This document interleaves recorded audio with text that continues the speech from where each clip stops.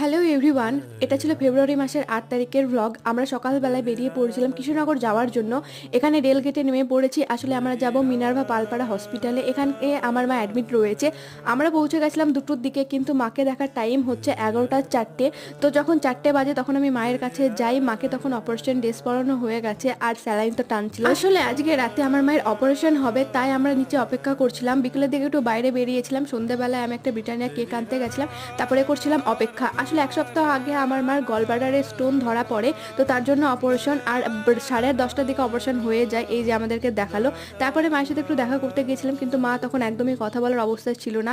পরের দিন সকালে উঠে চা খাচ্ছিলাম আর এদের সাথে খেলা করছিলাম। তারপরে ১১টার সময় মাকে দেখে তখন আর ভিডিও করিনি, কারণ মা একদমই অবস্থায় ছিল না।